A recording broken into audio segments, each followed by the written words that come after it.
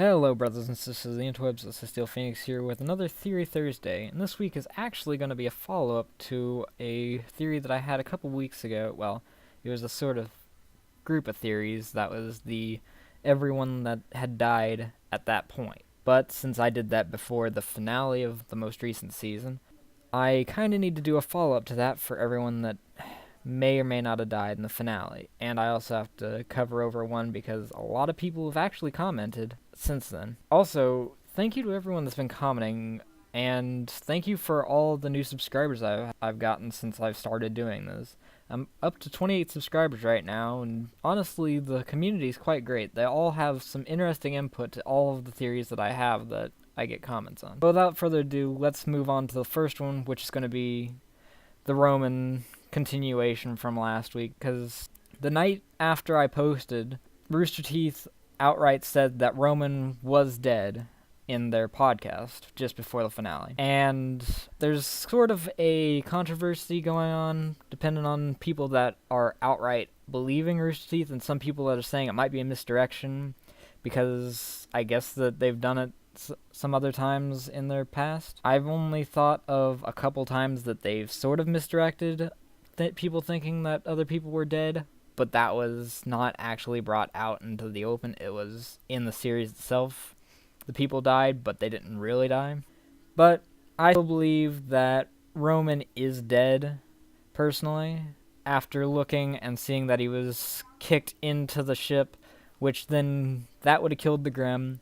But there was fire all around that area, and then the ship exploded even further after that, which likely would have killed him. If he doesn't die, I'm actually not really going to be mad if he's not really dead, because I kind of liked Roman. But we'll move on to Ozpin, because his is more of like the more mysterious one of all of them, because we didn't see much more than just a couple flashes of his fight with Cinder. And then after that fight, all we see after that is Cinder moving up the tower through the elevator shaft.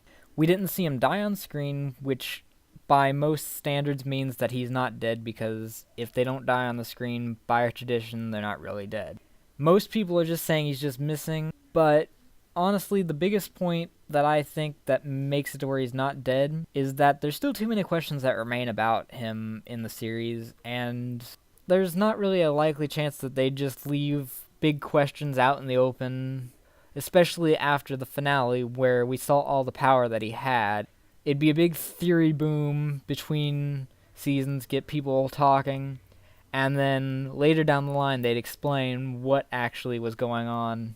And honestly, I think that it wouldn't be a very good idea for them to get rid of him completely, but we were told through a few tweets that he actually does have things planned out already ahead, especially like Pyrrha's voice actor pointed out that from the start she knew that Pyrrha was going to die, so it's likely that he would have a way of explaining things if Ozpin actually did die from Cinder. Moving on to Cinder herself, it's a similar thing to Ozpin, is that we didn't see her die on screen. We saw the big bright flash, and then she yelled, "What?" and then it just cut to Rwby sitting in bed. No real explanation was given as to what happened. No one said that they saw Cinder's body, and the only other thing that was around at the time was the dragon, aside from Rwby, and that one just froze in place. It's just at the top of the tower, frozen.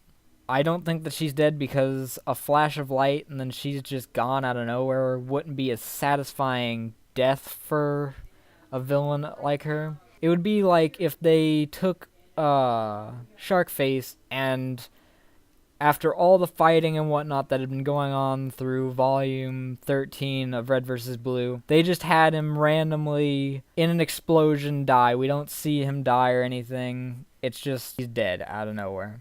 Moving on to the big topic that everyone's wanted me to talk about since the end of Volume 3 is Pyrrha's death. And everyone basically knows the theory that I'm going to talk about by now. If you don't, then you probably just watch it or watched like YouTube videos relating to it, because I don't know many YouTube videos that have talked about this theory yet. And that is that she may have actually been teleported. And I can't really give credit for like everyone that's told me this theory, because I have gotten countless comments about it and I've seen it in countless places.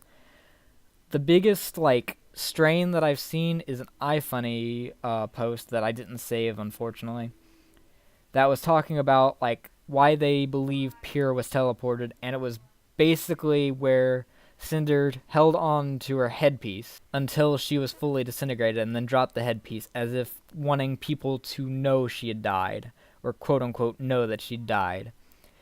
And she had just teleported her away to like Salem or something for later use or something, even though she was shot through the heart, so I don't know how exactly they're going to fix that up. But people believed that the headdress was left there so people would believe she died. That way, when they had done whatever they were going to do to her, they could bring her out and have her do whatever they were going to do, and it'd be a shock to everyone.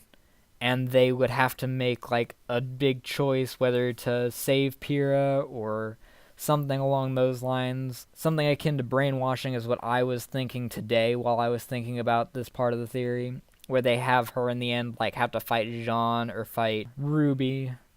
Jean and or Rwby are having to decide whether they actually fight for their life or if they try and find a way to save Pyrrha from the mind control. But that was a big theory that everyone has talked about, that she has been teleported somewhere else and the headdress was left there as a misdirection, people thinking she was dead. The only thing that I think that really counters that, and that's a very big, heavy counter, is that Pyrrha's voice actor actually tweeted following that she was happy that she had gotten to work with Rooster Teeth for so long, and that she'd met so many amazing people while she was voice acting as Pyrrha, and that she's glad that she doesn't have to hold back the knowledge that Pyrrha is dead anymore, and that Pyrrha was going to die, because she was told from day one by Monty that Pyrrha was going to die in the end, or in a later point in time. And that may have just been like another one of those things where it's sort of misdirection. But the way that the voice actress was talking, Pyrrha likely isn't coming back. But in the event that she is, that'd be a pretty interesting twist for it to be a big dilemma, or like Jean to have to fight her and use all the technique that he had learned from Pyrrha while she was training him to fight her, his master, essentially. That would be an interesting concept. I'm not entirely sure if it's going to happen, obviously, but it would be an interesting concept nonetheless. But that's the 4 parts that I have so far. Comment any ideas that you have for future theories. Comment any things that you liked about this theory, or any other aspects of this theory that you want to counter or you want to broaden upon, because I really do like talking with you guys in the comments. Had a lot of fun discussing some of my previous theories with you guys. Anyway, that's it for this episode. Subscribe to become part of the Phoenix Brotherhood, and as usual, thank you, have a nice day, see you soon, signing off.